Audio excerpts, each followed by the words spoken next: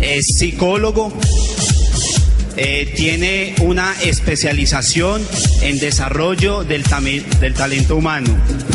Es rector universitario de una universidad privada en Popayán por más de 8 años. También es columnista de prensa de varios periódicos a nivel nacional. Entonces, como es debido, familia, vamos a pedirles a todos ustedes. Bueno, resulta que él a todas las ciudades que entra, porque como es un campeón, él va a venir a entregarnos el corazón aquí esta tarde. Entonces, a cada ciudad que entra retumban los aplausos cada que él entra. Entonces vamos a hacer un ensayo. Primero nos vamos a poner de pie porque es la manera como nos gustaría que lo recibiéramos, ¿cierto? Entonces vamos a hacer un ensayo y a la segunda lo sacamos, ¿listo? Entonces esto es un ensayo, lo vamos a aplaudir duro, que se sienta por allá en Popayán y de donde él viene, ¿no? Entonces el ensayo una vez y a la segunda lo sacamos, ¿listo? Entonces recibamos Diamante Fundador José Bobadilla.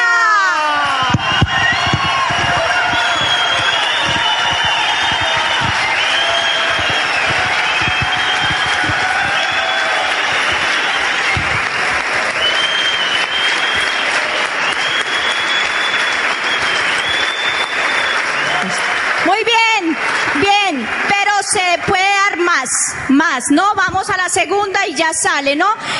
Vamos a aplaudirlo hasta que él nos diga ya no más. Y lo seguimos aplaudiendo, porque él se lo merece, porque no se imaginan quién viene hoy a pararse aquí y a entregar su corazón. Entonces, la segunda y lo llamamos, pero no dejen de aplaudir, ¿listo? Recibamos Diamante Fundador José Bobadilla.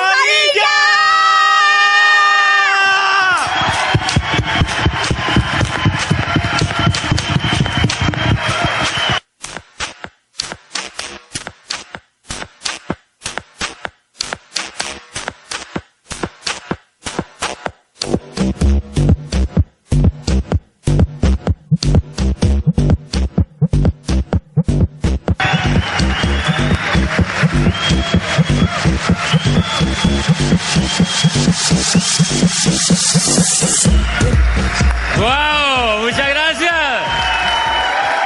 ¡Wow! ¡Gracias! ¡Muchas gracias! ¡Muchas gracias! Gracias, muchas gracias. Gracias. Gracias. Muchas gracias. Bien buenas, siéntense. Gracias. Bueno, y uno así como no va a volver a Armenia, de verdad, con ese recibimiento tan increíble como uno no va a volver a Armenia. Yo estuve aquí en enero, ¿ustedes se acuerdan?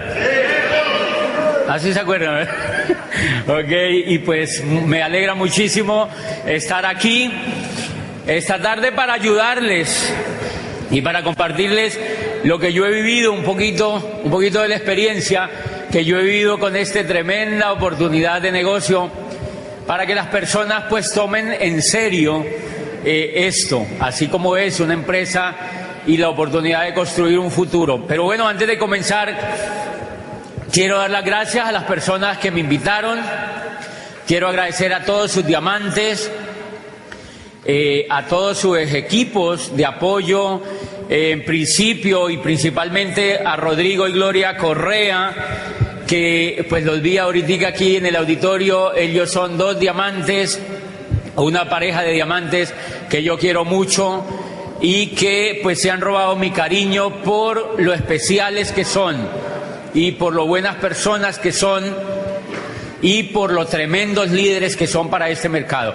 Y así para todos sus diamantes, no los quiero nombrar a todos porque de pronto alguien se me queda por fuera, pero a todos sus diamantes yo les envío un gran saludo por la confianza que ellos han tenido para que yo venga a ayudarles esta tarde un poquitico a ver ese negocio. Y a las personas que me ayudaron a llegar a Armenia, les quiero agradecer a Juan David y a Sandra. Mire esta pareja que aquí está Gloria y Rodrigo, no los había visto que ya habían entrado al salón. Y a Sandra y a Juan David, yo los quiero muchísimo y los admiro. Ustedes tienen tremendos líderes que están corriendo con ustedes esta carrera, y correr esta carrera con líderes comprometidos no es lo mismo que correrla sin ellos. Porque gracias a ellos que están corriendo y que están dándole el ejemplo a ustedes, ustedes creen que también se pueden. Hace poquitico en Armenia no había mucho. Y gracias a las decisiones que ellos tomaron, pues este mercado está tomando una forma increíble y de esta ciudad se está hablando mucho. Y quiero agradecerle a las personas que me ayudaron a llegar hoy de Manizales. Yo estaba en Manizales y llegué hoy aquí a Armenia, básicamente a Miguel y a Patricia y a Mélida, que estuvieron preciosos conmigo todo el camino. Y a Laura y a Oscar, que han sido mis hosts aquí en Armenia. Muchas gracias a ellos. Yo les pido para todos estos líderes un gran aplauso de agradecimiento.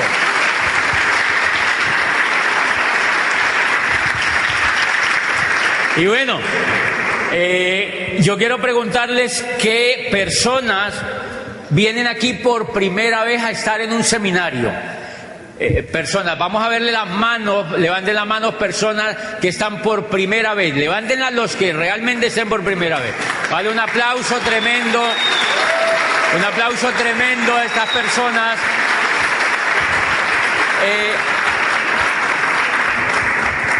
Bien, y esto nos va a servir, este seminario nos va a servir para todos, para los que ya llevamos un tiempo en el negocio y para los que vienen por primera vez, para que valoren la oportunidad que tienen en las manos.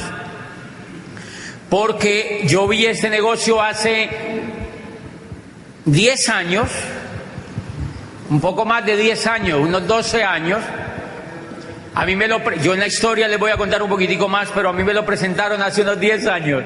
Y yo era rector de una universidad privada en Popayán. Yo hace poquito había cumplido los 27 años, o sea, para que no saquen cuenta, ahí los dejo despistados. Pero yo no vi el negocio porque estaba muy encumbrado como profesional, o sea, yo decía, yo abogado, ya rector de una universidad, pues, ¿qué me voy a poner a hacer eso? Y no lo hice. Y ya en la historia se van a dar cuenta de lo que pasó. ¿Por qué no lo hice? No lo hice porque no entendía. No lo hice por carencia de información y por estar desubicado en el momento histórico en el que estaba viviendo. Porque no tenía información concreta. Porque no estaba ubicado en el momento histórico que estábamos viviendo. Y entonces yo no lo vi por eso, porque no entendía realmente qué tan importante era hacerse uno empresario de esta economía. Bien, yo quiero comentarles una cosa que es bastante seria en el tema, pues, económico.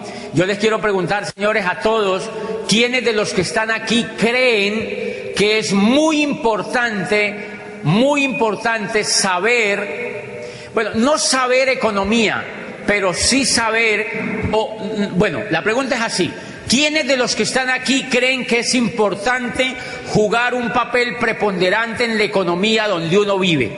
¿Quiénes creen que es importante? ¿Verdad que sí? Es una pregunta tonta. ¿Quiénes creen que es importante jugar un papel trascendental en la economía donde uno vive? Todos levantan la mano. Por supuesto que es fundamental, y eso es lo que yo les voy a hablar esta tarde, para que ustedes comprendan que hacer este negocio hoy en día no es opcional. No es opcional. No es opcional. Hacer ese negocio hoy en día, yo veo gente que ve ese negocio y uno le dice, ¿por qué no has arrancado? Y dice, no, es que todavía lo estoy pensando. Es que estoy mirando. Y hay gente que me dice, es que no sé qué es lo que me pasa. Y a veces me encantaría pegarles así como un pellizco. Porque yo digo, esta persona no entiende. Estas personas no entienden el momento histórico en el que vivimos y no entienden realmente en qué papel juega en la economía. Entonces vamos a contarles un poquitico, les voy a contar un poquitico cómo ha sido, miren, la economía, ¿se oye como eco o se oye bien? ¿Ok? La economía es un jueguito. La economía es un juego en el cual algunos se saben las reglas y otros no. ¿De acuerdo? Es un juego. En ese juego hay algunos que se saben las reglas y otros no. Resulta que ese jueguito se transforma a medida que la humanidad se transforma. Entonces las reglas de ese jueguito van cambiando y hay personas que pierden el olfato de cómo han cambiado las reglas y entonces no pueden jugar bien el jueguito. Yo les pongo un ejemplo. Todos los juegos, si ustedes ven, todos los juegos que uno emprende tienen regla, ¿verdad? Todos los juegos tienen reglas. Ok, todos los juegos tienen reglas. ¿Quién es el que juega bien el juego? El que la sabe. Ustedes han notado que cuando uno estudia en la educación tradicional, que uno estudia, por ejemplo, cálculo multivariado. Si yo soy profesor de cálculo multivariado y ustedes son alumnos aquí, yo les pongo un ejemplo de cálculo multivariado, un ejercicio. ¿Quién lo responde primero? El que se sepa la regla, la fórmula, ¿ok? El que sepa la fórmula. Mira, tú puedes tener un cerebro brillante, pero si no te sabes la fórmula, ¿qué pasas? Tú dices, yo no sé qué es lo que me pasa. Yo no sé qué es lo que me pasa. Y puedes tener el cerebro brillante que tú tengas, pero no puedes solucionar el ejercicio de cálculo porque no te sabes la fórmula. Señores, lo mismo es la economía. La economía, a medida que se desarrolla la humanidad, las fórmulas van cambiando y entonces el jueguito se va tornando más interesante porque hay gente que se despista de la fórmula. Y entonces esa gente que se despista de la fórmula se queda pobre. Y la gente que aprende la fórmula juega el juego bien. Eso es todo lo que pasa. Entonces en este negocio lo lindo es que tú entras a un instituto de negocios, a toda una universidad que hay a nivel mundial, donde todo el tiempo te están enseñando dónde está la fórmula. Y cómo se juega un jueguito en la economía bastante interesante para jugar un papel importante en la economía. Vamos a ponerles ejemplos de qué ocurre con eso. Miren, ¿se acuerdan que en los pueblos por aquí, por ejemplo por el Quindío, se debe dar muchísimo? En los pueblos, cuando hay ferias, va una persona en las ferias de los pueblos. Hay una persona que va al juego en el pueblo con una mesita a la plaza del pueblo y ¿se acuerdan que él lleva unas tapitas con una bolita? Y el juego se llama ¿Dónde está la bolita? Entonces él pone la tapita y pone la bolita, son dos tapitas. Y hay una gente allí que se agolpa, si vamos a mirar. Normalmente la gente, hay unos payasos que van con él, son amigos de él, se le llaman payasos. Son unos compinches de él, yo no tenía ni idea, eso funciona así. Entonces los tipos van y el tipo dice, uno ve dónde está la bolita, le pone la tapita encima y le empieza a correr encima de la telita y dice, ¿dónde está la bolita? ¿Dónde está la bolita? ¿Dónde está la bolita? Y uno ve dónde está la bolita. Y dice, vamos a empezar con 50,000 pesos. Entonces un tipo levanta la mano y dice, aquí, 50,000 pesos. Dice, oiga, póngalos. Pone los 50,000 y levanta. Y ahí está la bolita. Y ¡fum! Y la gente, ¡wow! ¡Bravo! Sí, se ganó 50,000 en un momentico. Y entonces dice el tipo, entonces el ganadero, hay un mundo de gente ahí, sale el ganadero y dice, ¡wow! Eso está buenísimo. 200,000. Y ponen la bolita ahí y le ponen la tapita y dice, ¿dónde está la bolita? ¿Dónde está la bolita? ¿Dónde está la bolita? ¿Dónde está la bolita? ¿Dónde está la bolita? Y dice el tipo, aquí. Y la levantan Y ahí no está la bolita. 200.000 pesitos. El ganadero se pone muy bravo y se va, lo insulta y salen y se van y los tipos cogen la mesita y se van para Chinchiná. Se van a tumbar otro que... ¿Qué fue lo que pasó? El ganadero perdió el olfato de dónde estaba la bolita. Entonces, ¿qué es lo que hacemos en este negocio? Lo que hacemos en este negocio es volvernos profesionales para saber dónde va la bolita. Y eso es lo que está ocurriendo en la economía. Entonces voy a arrancar ahora a explicarle por qué ese negocio hay que hacerlo hoy en día y no es opcional para las personas hacer un negocio de este tipo. Entonces vamos para que me entiendan el tema de la bolita, cómo ha jugado a través de la historia. Miren, yo les quiero contar una cosa que ustedes ya saben, pero la vamos a recordar. Durante toda la historia de la humanidad, siempre ha existido dinero y por cantidades alarmantes. Los babilónicos, 5.000 años antes de Cristo, millonarios. Desde la época de Nabucodonosor II, hacían hasta los muros que nosotros hacemos aquí para las materas en ladrillo y cemento, allá lo hacían de oro. O sea, ellos no eran como nosotros. Los muros los hacían de oro.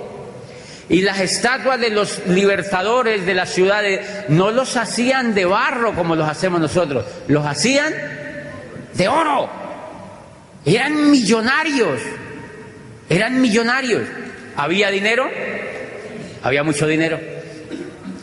Y desde el tiempo de los egipcios había montones de dinero, los babilónicos, los romanos, y desde el tiempo de los griegos y durante todas las etapas del desarrollo del hombre sobre la tierra, siempre ha habido riqueza. Lo que pasa es que esa riqueza solamente la manejan los que saben dónde está la bolita.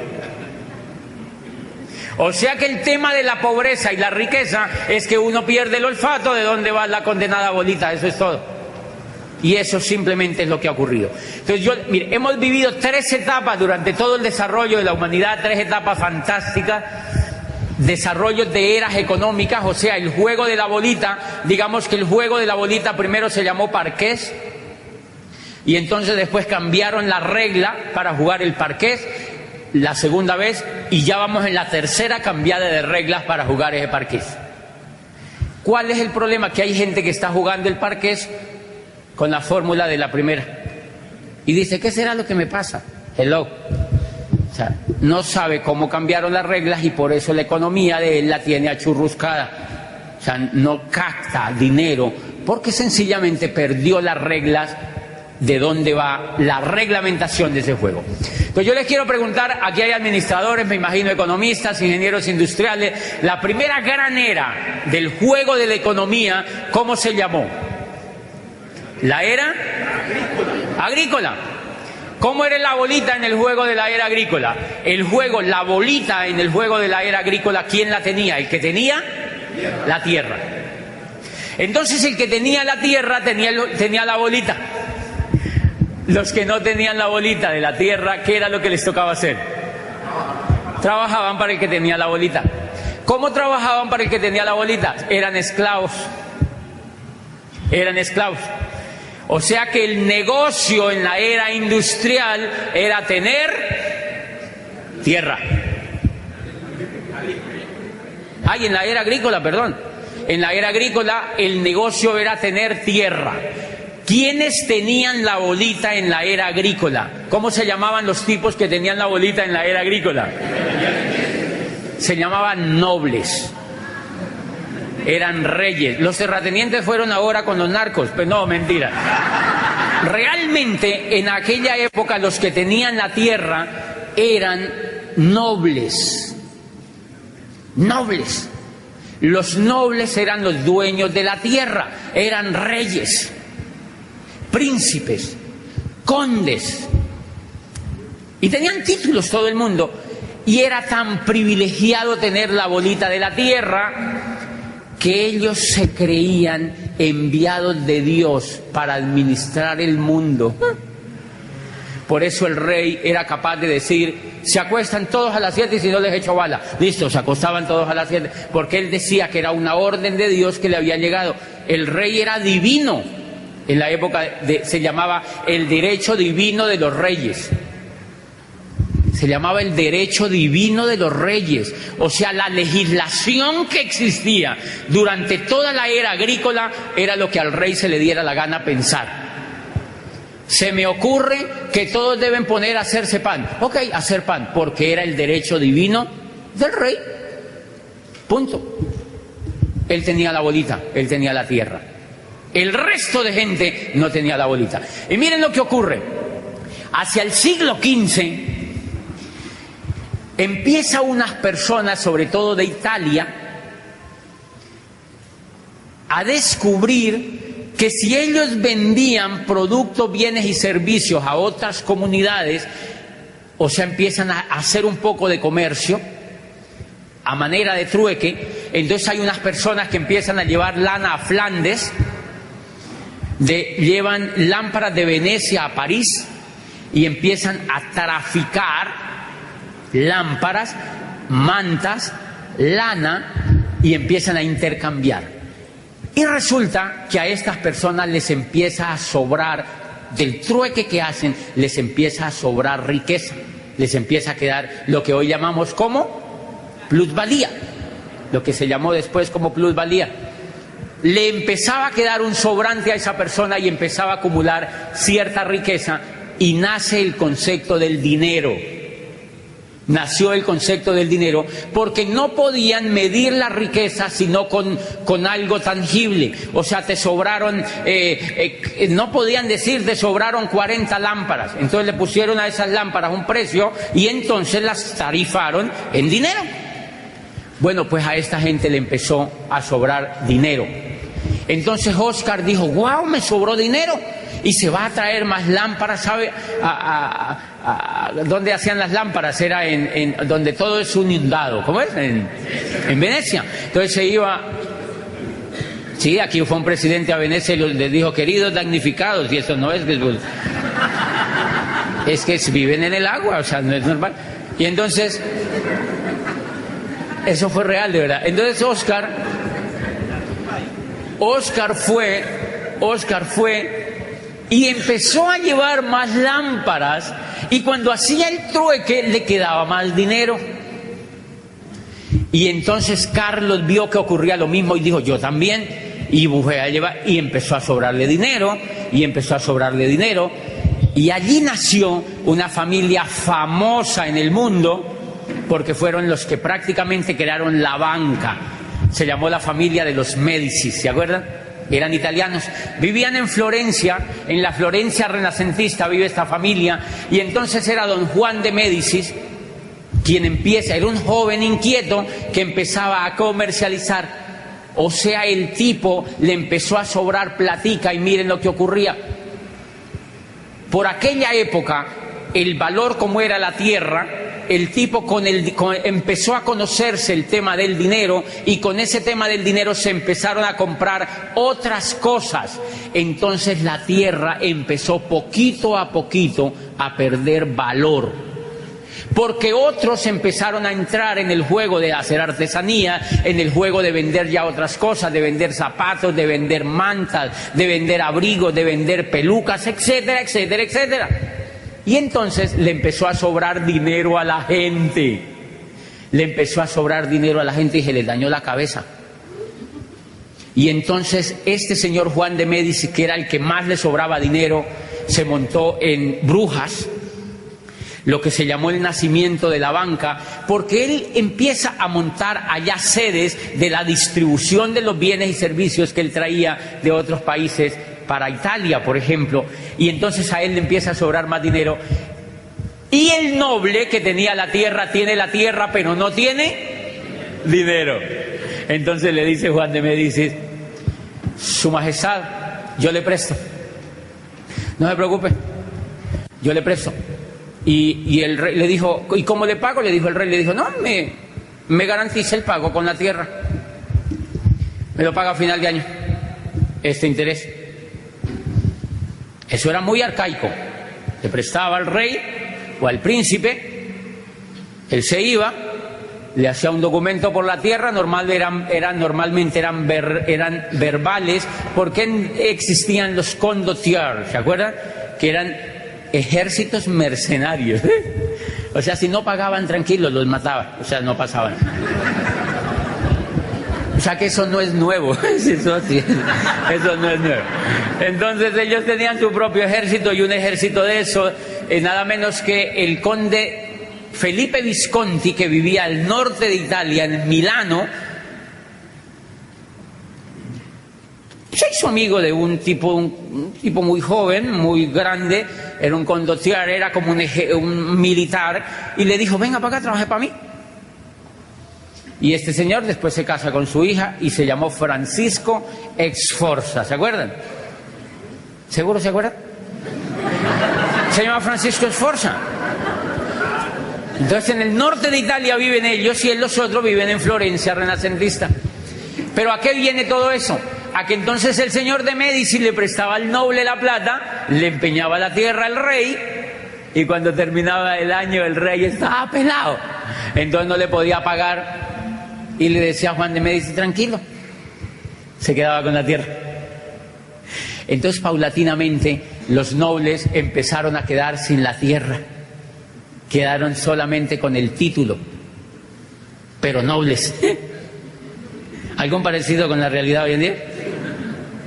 O sea, quedaron nobles pero pelados, con títulos pero pelados, status pelatus, empezaron a ver ahí. Y este señor Juan de Médicis se vuelve millonario y crea la banca. Se inventó la banca porque dijo: mira, empecemos a prestarle plata a todo el mundo y se la prestamos a interés, y el que no pague lo embargamos. Punto. Y allí nació la banca. Ay, eso ha funcionado también. Eso fue una idea preciosa, porque miren ese mundo de bancos que hay, se lo inventó Juan de Médicis. Señores, estaba naciendo la segunda era, y estaba muriendo la primera era. La mayoría de la gente entonces empezó a hacer lo mismo, a comercializar, y muchos esclavos, que eran esclavos durante la era agrícola, empezaron a aprender a mercadear productos, bienes y servicios, y empezaron a tener dinero, y al tener dinero se liberaron. Pero hay una cosa muy interesante: a estos señores que les sobraba mucho el dinero, sobre todo a los Médicis y a estas familias que les sobraba mucho el dinero, dijeron: bueno, ¿qué hacemos ahora? Nos está sobrando el dinero, ¿qué hacemos con este dinero? Y la gente está demandando productos, bienes y servicios. Y adivine qué montaron. Las primeras fábricas pequeñitas empezaron a fabricar cosas, empezaron a fabricar cositas, empezaron a fabricar abrigos, empezaron a fabricar zapatos en serie, empezaron a hacer cobijas, empezaron a hacer trajes de lana, etcétera, etcétera, etcétera. Señores, y la gente se empezó a dedicar a montar pequeños negocios propios en sus casas, en las esquinas, y los que tenían dinero montaron fábricas. Pero había un problema complicado. La gente le empezó a gustar esto, y la era agrícola empezó a no ser competitiva, y entonces la gente empezó a montar empresas, sobre todo fábricas. Y allí, ¿qué estaban haciendo? La segunda era. ¿Cómo se llamó? La era industrial. Y miren el origen de esa era. El origen de esa era cambió todo el juego de la bolita. Ahora ya la bolita no la tenían los que tenían la tierra, sino que la tenían los que tenían el dinero. Por eso se llamó la era capitalista, señores, porque el soporte de la era industrial fue el capital. Y entonces, con ese capital, ¿qué montaron? Fábricas, montaron empresas. ¿Ok? Sigue el juego de la bolita. Los que no tenían dinero, ¿qué les tocó hacer?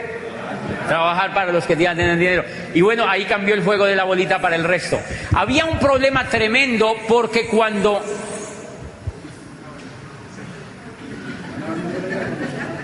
¿Qué es esa bulla, Juan David? Y entonces los que tenían... Allí surgió un problema tremendo, porque cuando empezaron a montar las industrias, estaba vigente, el sistema que estaba vigente de trabajo era la esclavitud. Entonces, ser esclavo en la era agrícola, claro, los que no tenían la bolita de la tierra tenían que ser esclavos. Ser esclavo era buenísimo para los que no tenían la bolita. ¿Por qué? Les daban la comida, les daban el vestido y les daban el techo. Sí, de vez en cuando les pegaban. Pero tenían todo, ¿verdad? Les daban la comida, les daban el techo y les daban el vestido. Cuando empiezan a hacer la industria, cuando Watson perfecciona la máquina de vapor y empiezan a adaptar la industria, dicen, eso con esclavos no se puede hacer, porque los esclavos eran perezosongos. Los esclavos eran perezosongos, y con esclavos eso no se puede hacer. Entonces los ricos tuvieron una brillante idea, los que tuvieron la bolita. Dijeron, liberemos a los esclavos. Y empezaron paulatinamente a liberar a los esclavos. Y dijeron, y ahora contratémoslos mediante un sueldo, para que se gasten la plata en lo que ellos quieran, pero en los negocios de nosotros. Qué lindo, ¿verdad? Y entonces mandaron a todo el mundo, liberaron a los esclavos. Váyanse a hacer lo que quieran. Muéranse de hambre, no importa. Y los que quieran trabajar, vengan para acá, yo los contrato. 1, primera condición, le pago lo que a mí me dé la gana, porque yo tengo la bolita, usted no la tiene. Entonces estos señores empezaron a pagarle a la gente lo que les daba la gana. Y la gente se empezó a morir de hambre en las calles de París, de Londres, de Florencia, de Roma. Se morían de hambre porque les pagaran, digamos, como lo que es hoy, 50.000 pesos. Entonces la gente con eso tenía que vivir, la cultura, tenía que ir a comprar, tenía que pagar la educación y el techo y el abrigo. La gente no podía ni comer con eso y se empezó la gente a morir de física hambre y apareció la primera revolución del trabajo posteriormente. ¿Se acuerdan? La gente se rebotó y salió a la calle. ¿Saben qué hicieron? Quemaron las fábricas en Londres. Quemaron fábricas completas en Italia. La gente rebotada, o sea, los nuevos esclavos. Ahí nació la evolución de la esclavitud. Ya no los llamaban esclavos, los llamaban empleados. Más elegantes, fíjense. Lo llamaron empleados. Y entonces se rebotaron los empleados, los trabajadores, quemaron las empresas y exigieron que las cosas cambiaran. Entonces el incipiente gobierno, que ya era un poco más civilizado, ya no eran muchos los reyes porque ya habían empezado a perder poder porque ellos ya no tenían la bolita. Entonces ya el que gobernaba en Florencia era Juan de Médicis. El rey lo mandaron para el carajo porque él perdió la bolita. ¿Quién lo mandó a no saberse la regla? Entonces el chao al rey. Y Francisco Sforza en Milano se hizo el duque. Felipe Visconti murió, lo enterraron y él se casó con la hija de Felipe Visconti, era un soldado de... Y entonces Felipe Visconti se murió y Francisco Sforza lo proclamó el Consejo de Milán como el nuevo duque de Milán. Francisco Sforza, el que tenía la bolita. Y en Florencia proclamaron a Juan de Médicis y toda esa gente. Ok, cuando la gente se rebota, cuando los trabajadores se rebotan, exigen que cambien las condiciones y el incipiente gobierno entonces sale y dice, ok, ustedes pueden contratar a la gente, la pueden emplear, pero mínimo les tienen que pagar el salario mínimo. Y ahí nació el salario mínimo. Ese es el origen del salario mínimo. Empezaron a tener una noción del salario mínimo. Les dijeron, mínimo, les tienen que pagar lo mínimo. Adivinen por qué el salario mínimo es salario mínimo. Para que la gente no se vaya a morir de hambre. Es como para que estén ahí respirando así. Como para que al menos medio alcancen a ir a trabajar y se acuesten y vuelven y se paran y vuelven y lleguen y vuelven y se paren y vuelven y lleguen. Como para que no les falte el oxígeno al menos. Al menos papa y yuca comen, arroz, no importa. Para que alcancen medio a respirar. ¿Ok? Y les hicieron una segunda prohibición. Les dijeron, ustedes pueden seguir empleando a la gente, les tienen que pagar mínimo el salario mínimo. Y segunda prohibición, no les pueden pegar. Por eso a los empleados no le pegan. Por eso es que a un empleado no le pegan. No le pegan físicamente, pero le pegan psicológicamente. O sea, la violencia cambió. Adivinen qué fue lo que pasó. Sencillamente la esclavitud evolucionó porque perdieron el olfato de dónde iba la bolita. Y hubo una gente que sí supo para dónde iba la bolita y se volvió industrial en esa época. Y entonces hay una cosa que yo les quiero explicar a partir de ese momento. Para eso les cuento esto. Miren, la era industrial estandarizó todo. Trajes en serie, zapatos en serie, correas en serie, cachuchas en serie. Aquí se puede decir cachucha, ¿verdad? Ok. ¿Sí? Es que como yo acabo de venir de Argentina, imagínate. En Argentina cachucha es el órgano femenino, imagínate. Entonces yo allá le dije a una señora, ay, qué linda cachucha, y la señora me miró re mal y dijo, ay, ¿cómo así la señora? No se puede decir cachucha ya. Casi me muero de la pena ya, porque allá no se puede decir cachucha.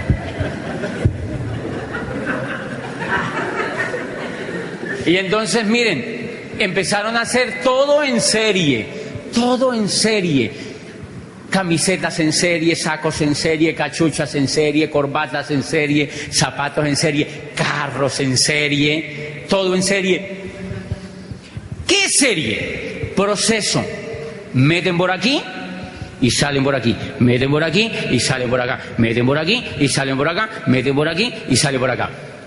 Señores, la educación ha existido durante toda la vida, durante toda la existencia de la humanidad, y una de las cosas que estandarizó la era industrial, adivine qué también fue la educación.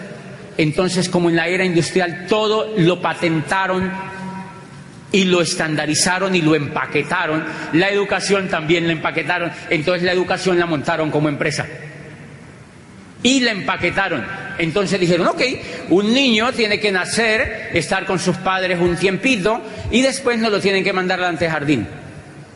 Lo metemos por aquí, lo sacamos por aquí. Lo metemos por aquí, lo sacamos por aquí. Ok, y después dijo, ok, yo monto el jardín. Y me lo mandan a mí. Y entonces lo metemos por aquí y lo sacamos por aquí. Y después dijo, y después sigue la escuela. Son 5 años. Tiene que ir 5 años allá y yo le enseño lo que yo quiero, no lo que él quiere. Lo metemos por aquí y lo sacamos por aquí. Y después sigue. Entonces empaquetaron cómo ser profesional. Durante todas las épocas de la humanidad ha habido médicos. Hipócrates era médico, señores, pero él no fue a la facultad de medicina y es el padre de la medicina. Allá no habían universidades, por fortuna, pero él es el padre de la medicina. En la era industrial dijeron, empaquetemos la medicina y la vendemos como producto. Los metemos por aquí, les hacemos ir 10 semestres por aquí, por aquí, por aquí, por aquí, por aquí, y los sacamos por aquí. Psicología como proceso, enfermería como proceso, administración como proceso, como si fuera fabricando salchichas. Igualitico como si fuera una fábrica de salchichas. Entonces empezaron a sacar médicos, abogados, ingenieros, médicos, abogados, ingenieros, enfermeros, profesores, médicos, filósofos, economistas, igualitico como salchicha. Y va. Y la mentalidad de todo lo que sacaron era para que se adaptara a la era industrial. ¿Qué necesitaba la era industrial? Empleados profesionalizados. No necesitaban industriales, ni necesitaban empresarios. ¿Para qué yo voy a educar un empresario si el empresario soy yo? Usted lo que tiene que es ir a estudiar para que me haga caso a mí, punto, y se acabó, para que trabaje para mí. Por eso entonces la educación, en ninguna parte le hablan a usted de que usted estudia para que se vuelva empresario. Le dicen, no, cállese y sigue estudiando, porque usted sale a trabajar para otro. Entonces miren los títulos: administrador de empresas. No le dicen creador de empresas, sino administrador de empresas. O sea, para que sea pobre toda la vida, para que le administre la empresa a otro. Porque usted lo vamos a educar para que usted sea pobre, para que trabaje para otro, punto, y se acabó. Y yo le pregunto a los jovencitos, ¿qué estudias? Administración de empresas. Y yo digo, ay, Dios mío, si supiera. Hello. Pero yo no sabía esto, señores. Y entonces empezaron a sacar ingenieros, médicos, abogados, psicólogos, administradores, economistas, como si fueran salchichas, salchichas, salchichas, salchichas. ¿Cuál es el gran problema?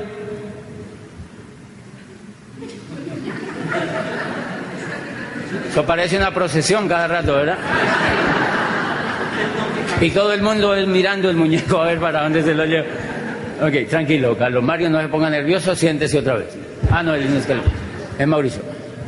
Miren interesante lo que pasó. ¿Qué ocurrió? Claro, la era industrial le dice a la gente, si usted quiere ser competitivo y no tiene la bolita, vuelva a ser profesional. Señores, porque la gente entendió que para ganar la bolita tenía que hacer algo. ¿Y qué hicimos? La era industrial nos dijo, vuelva a ser profesional. Vuelva a ser profesional. Y han visto que uno como profesional muerde un pedazo de la bolita, pero no muerde la bola completa, ¿sí me entienden? Porque uno lo que hace es pegarle mordisquitos a la bolita, ¿sí me entienden? Uno todo el tiempo es pegándole mordisquitos a la bolita, porque uno no tiene coco para ser empresario. Porque a uno no lo han educado para ser empresario, sino que lo educaron es para que trabaje para otro. ¿Están de acuerdo conmigo o no?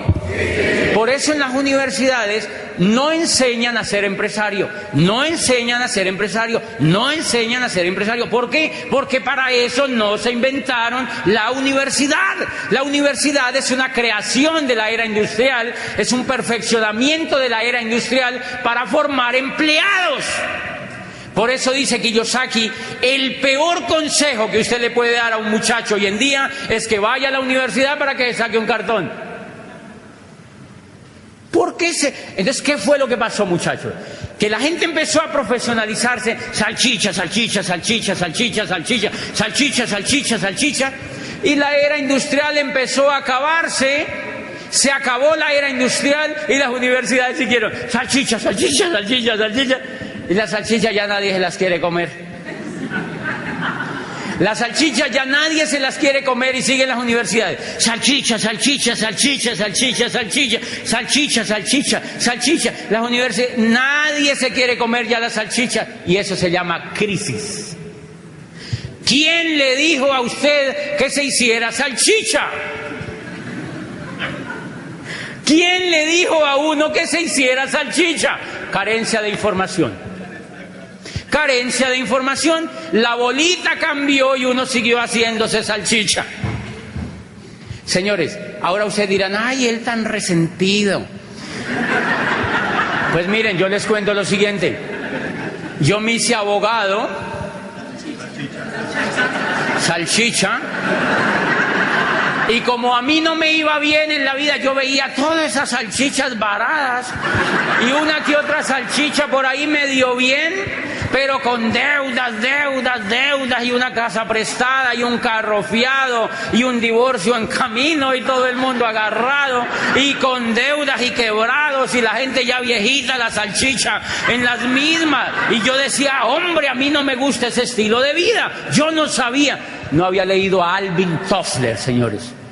Yo no había leído a un hombre que se llama Alvin Toffler, que se llama La Tercera Ola, y ahí te explica ese problema.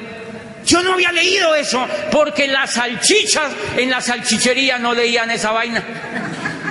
Y entonces miren lo interesante, yo me hice salchicha y me gradúo y me ponen pues el condoncito ese que le ponen a la salchicha, que es el grado, y me mandan para allá, vaya a ver cómo le va.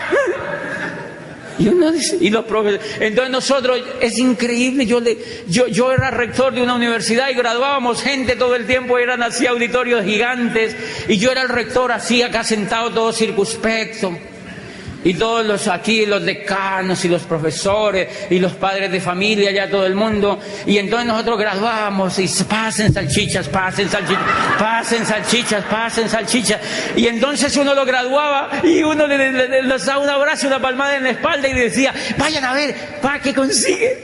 Y uno se quedaba allá así.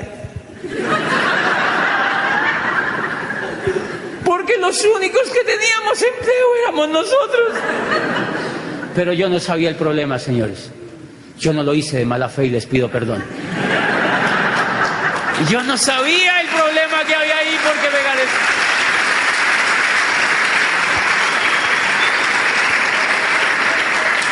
Me faltaba información. formación, la información es impresionante. No cualquier tipo de información.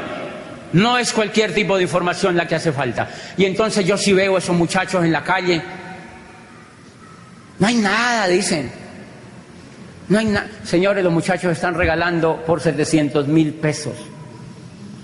Estas empresas, y no es culpa de las empresas, es culpa de nosotros, los mismos papás y la misma cultura, por ignorantes, porque no nos hemos puesto en la tarea de averiguar y de hacer todo lo que hace Vicente. ¿Para dónde va la gente? ¿Para dónde va Vicente? ¿Para dónde va la gente? Y entonces, mi amor, ¿qué vas a hacer ahora? Vuélvete profesional. Y el muchachito dice, profesional, yo también. Porque él como que intuye, dice, salchicha, yo también. Señores, ¿saben por qué los niñitos no quieren estudiar? Porque no les gusta el estilo de vida que llevan sus papás. Los niños no quieren ir a la escuela. Me impresionó ahora en Nueva York, yo estuve ahorita en Nueva York, en una gira que me tocó hacer con este negocio, y yo le hablé a más o menos 3.000 personas en Nueva York, y les contaba una cosa que me impresionó. Todos los días en el hotel donde yo estaba veía un comercial de televisión donde salía pagado por el Estado, comerciales diciéndole a los jóvenes, por favor vayan a la escuela, por favor completen el bachillerato, por favor vuélvanse salchichas, por favor, porque no quieren ir los jóvenes a la escuela, porque ellos no son tontolongos, ellos ya saben, ellos intuyen algo, que el mundo ya no es como los papás vivieron. Ese es el gran error que estamos cometiendo con la juventud, haciendo que ellos hagan lo mismo que nosotros hicimos, así no funcione. Si nosotros ya nos dimos cuenta que no funciona, nosotros ya nos dimos cuenta que eso no funciona. Entonces, ¿qué pasó? Habrá gente que diga aquí, ay, pero él cómo habla de eso. Pues señores, yo me hice abogado y como no le pegaba la bolita, ni yo veía que los demás le pegaban, entonces yo dije, me voy a hacer psicólogo. O sea que me hice salchicha vienesa. Yo ya era salchicha vienesa. Y como yo veía que esa vaina no iba para ningún lado, entonces me fui a especializarme. O sea, me fui a empaquetarme más, ¿no? A ver si me comía alguien.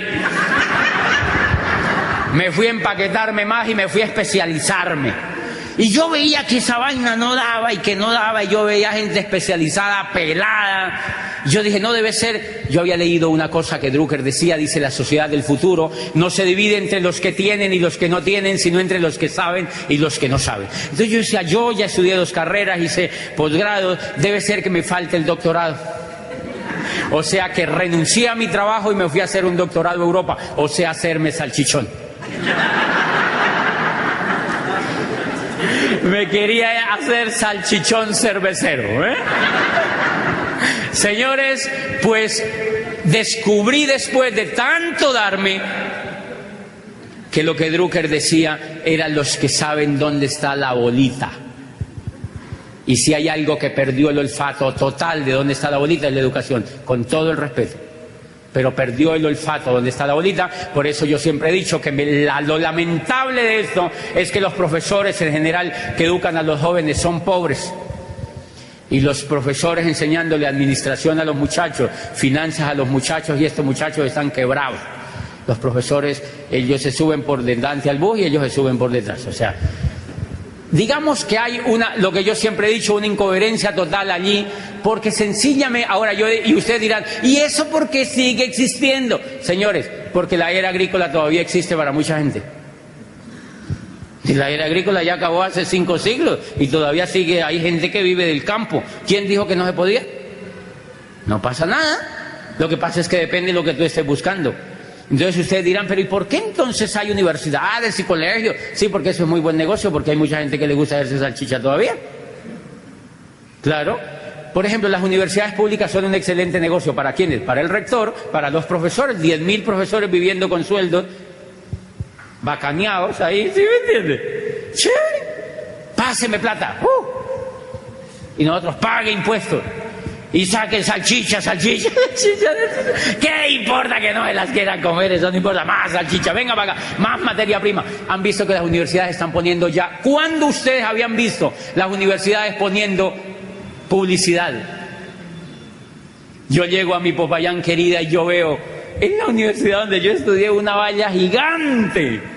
Venga a estudiar una carrera del futuro. Y yo digo, ay, esas salchicherías están como mal ya. Porque tienen que ponerle a la gente ya publicidad como si fueran cremas de dientes las carreras. Porque los muchachos no quieren. Los muchachos no quieren. Bien, ¿a qué viene todo esto? ¿A qué viene todo esto? A que en este negocio, señores, y me encanta, y ahorita me presentaron un muchachito que tiene 17 años, y él está decidiendo estudiar su carrera. Yo digo, pues estúdiela, o sea, hágale. Vuélvase salchicha, mi amor, o sea, hágale. Pero después no se queje. Si a mí me hubieran dicho esto antes, entonces ¿a qué viene todo esto? Que tú cuando entras a este negocio, miren la percepción equivocada de la mayoría de la gente allá afuera. La gente allá afuera, en su mayoría, cree que usted entra a este negocio a vender productos. ¿Sí me entiende? Señores, lo principal que usted entra a este negocio es hacer una carrera profesional para hacerse empresario de la nueva economía. Y eso está por encima de cualquier carrera, señores. Ese es el privilegio al ingresar a un negocio como esto, y por eso yo descubrí este negocio. Miren el libro que yo tengo en la mano. Los nuevos profesionales. Se llama el surgimiento del network marketing como la próxima profesión de relevancia. O sea que este muchachito que me preguntó hoy si él le gusta este negocio, él podría darse el lujo de no hacer ninguna carrera y estudiar esto como una carrera profesional, porque aquí no le van a dar título. O bueno, sí le dan título. Yo tengo un título, yo soy Diamante Foundation. Qué bonito, ¿verdad? O sea, yo tengo un título. Señores, y Rodrigo y Gloria Correa tienen un título que se llama también Diamante Fundador. Y ellos hablan por el mundo. Y ellos no fueron a la universidad. Pero miren lo interesante. Estos señores tienen el estilo de vida que cualquier salchicha le encantaría tener. Yo vivo con ellos viajando. En Las Vegas nosotros dijimos, ay no, la gente, ¿por qué será que no hace esto? En Las Vegas nosotros felices allá. Y ahorita que yo estuve en Nueva York, a mí me impresionó porque yo estaba hablándole a 3.000 personas en pleno Manhattan, enseñándoles un colombiano cómo hacerse empresario de esta nueva economía. Y yo decía, qué privilegio, Dios mío, qué privilegio. Y como rector de esa universidad en Popayán, a mí no me invitaban ni al Bordo Cauca, mi amor. Me invitaban era a Santander de Quilichao, Titiribí, o sea, ¿sí me entienden? Y ahora, como diamante de este negocio, hablando en pleno Manhattan sobre la nueva economía. Esto es lo que dice este señor en este libro, Los nuevos profesionales, el surgimiento del network marketing como la próxima profesión de relevancia. ¿Saben quién es este señor? Un salchichón cervecero famosísimo.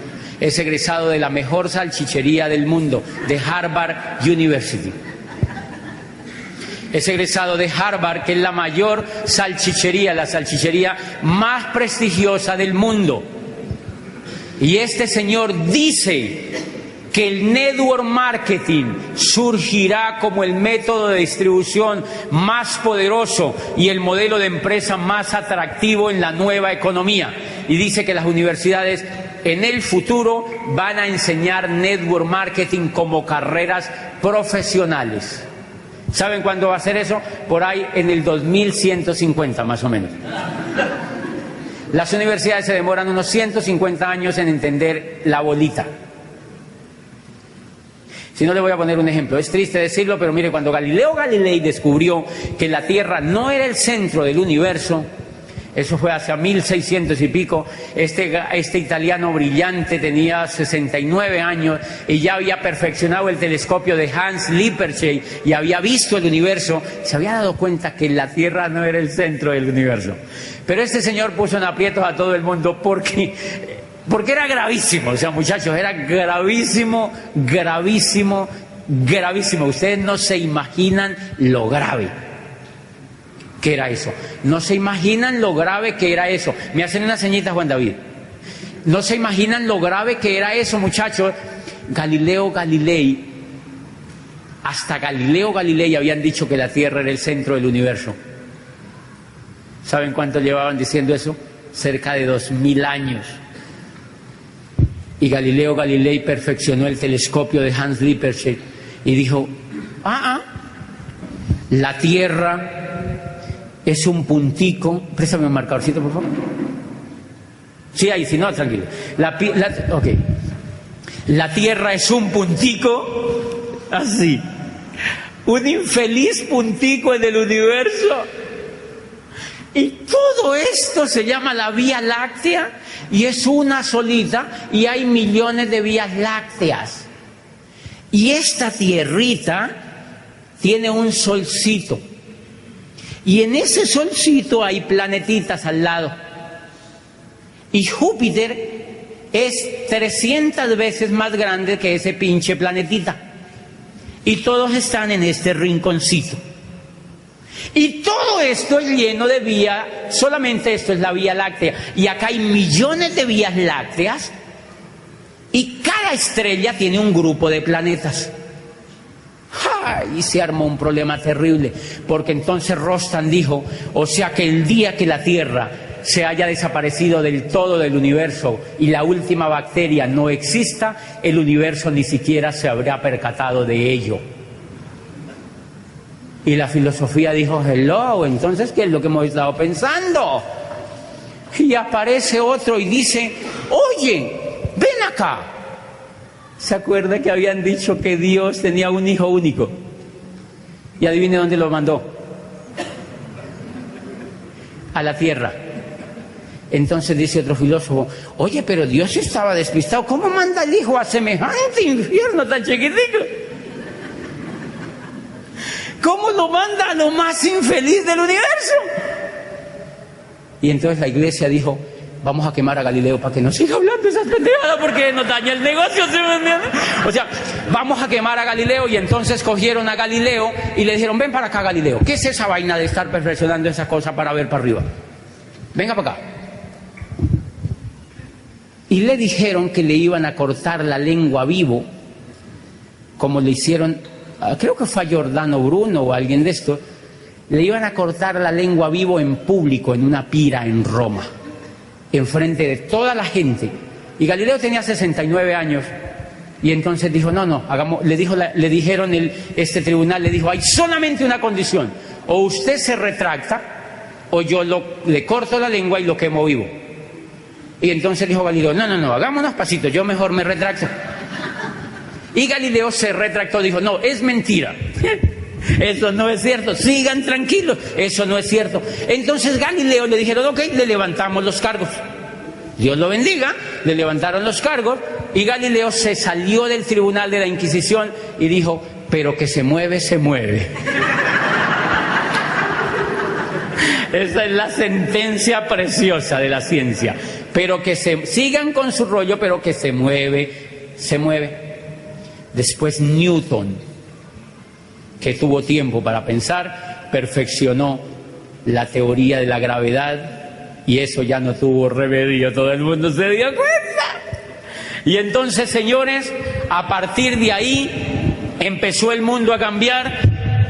Y miren, para que vean el tema de la educación tan horrible que nos pasa. Las universidades se tardaron 150 años en aceptar que la Tierra no era el centro del universo. Ellas seguían enseñando lo que había enseñado Ptolomeo. Y a Galileo lo expulsaron de la Universidad de Pisa. Era profesor de matemática. Lo expulsaron de la Universidad de Pisa porque ¿cómo se le ocurre a este tipo hacer semejante bestial? Y entonces lo sacaron de la Universidad de Pisa porque él había hecho otra embarradita, y era que había demostrado que los cuerpos caían de diferente manera. Bueno, él había demostrado una teoría sobre la caída de los cuerpos, y Aristóteles había dicho otra cosa. Aristóteles estaba medio churreto con la idea, y entonces Galileo le demostró lo contrario en una universidad en Italia. Entonces le dijeron, no, saquemos a este tipo, porque mire, primero nos hace quedar mal con la tierra, y después nos hace quedar mal con el griego más grande de los griegos, que era Aristóteles. Mejor dicho, váyase de aquí, y lo sacaron de profesor. Así ha sido el comportamiento siempre en general de la educación. Por eso no se preocupen por qué hay crisis profesional, por qué los muchachos salen y no encuentran nada, por qué los muchachos salen y no saben nada que hacer. Por una razón muy sencilla, señores, porque se han educado en un mundo completamente descontextualizado. En un mundo completamente descontextualizado, la educación, señores, el conocimiento se está duplicando cada 5 años. O sea que cuando uno sale de la universidad, todo el conocimiento ya no sirve para nada. Porque el esqueleto donde está montado ese conocimiento ya no es coherente para eso. O sea que uno sale con el título, pero para mostrárselo a la gente, porque no le funciona en la práctica, en la realidad, lo que uno ha estudiado. Y a eso viene entonces mi reflexión esta tarde. Señores, es tiempo de cambiar, y es tiempo. ¿Qué fue lo que yo hice? Lo que yo hice fue descubrir que en este negocio había una oportunidad de hacerme profesional. Había una oportunidad de hacerme profesional. ¿Quiénes estarían dispuestos a dar lo que sea por hacerse profesionales para encontrar la bolita de mejor manera? Ok, eso es lo que vamos a hacer con ustedes, señores. Lo que hacen los líderes con nosotros es trabajar de la mano mediante la referencia de otros líderes que se han vuelto profesionales para hacerse profesionales competitivos en la nueva economía. Y ese es el papel que yo hago todos los días. El papel que yo hago todos los días cuando auspicio a una persona, más allá de que haga cualquier cosa en el negocio, es hacerle entender que ella puede hacerse profesionalmente competitiva en una industria. Pero miren, muchachos, este negocio le brinda a uno la posibilidad de hacerse profesional, y cuando yo digo profesional es como para que más o menos equilibren el término, para que entiendan, porque tenemos el disco de lo que viene de allá afuera, pero es para que nos hagamos competitivos en la economía que estamos viviendo. Y una de las cosas que usted puede hacer es este negocio. Con la educación que yo he recibido de este negocio, una de las cosas que pude hacerme fue diamante. Pero todo el bagaje educativo me pone competitivo ante el mundo que vivo hoy en día. Esa es la riqueza que nosotros tenemos en las manos. O sea, la persona que se eduque en este negocio es competitiva para que haga este negocio y solucione el problema de la bolita, pero además para que sea competitiva en lo que hace, porque va a ser un líder, porque lo van a formar como un líder, porque lo van a formar como un empresario. Y cuando uno habla de formarlo como un empresario, uno se está refiriendo a que a esa persona le van a generar una inteligencia superior para que sea competitiva. La buena noticia que tenemos es que esto cada vez se pone mejor. Esta compañía que nosotros estamos trabajando es la grande del mundo, la número 1 del mundo. Y este señor, en el capítulo 7, yo quiero pedir, ¿quiénes se han leído este libro? Muy poquitos. Otra vez, ¿quiénes se han leído este libro? Pónganselo de tarea. Si quieren entender qué es lo que van a hacer, léanse este libro. Este señor, en el capítulo 7, dice que la compañía número 1 del mundo que hace network marketing, uno de los negocios más prósperos en la nueva economía, es Amway Corporation. Y esta compañía, señores, acaba de renovarse totalmente. Y una de las cosas que acaba de lanzar es la universidad que, en mi concepto, es la más importante que va a existir en la nueva economía. Se llama Instituto de Negocios de Amway. Así se llama, Instituto de Negocios de Amway. ¿Saben quiénes son los profesores? Dale un aplauso porque eso es impresionante.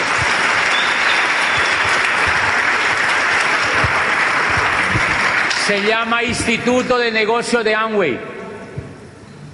Y la compañía empezó a financiar y empezó a meterse con todo para poner este instituto como lo más brillante que ellos han creado para seguir formando empresarios. Llevan 50 años formando empresarios, pero este tiempo les exige que ellos tienen que controlar muchísimo más el proceso y entonces empezaron a apoyar la educación y se llama Instituto de Negocios de Amway. Los profesores, cerca de 5.000 diamantes del mundo entero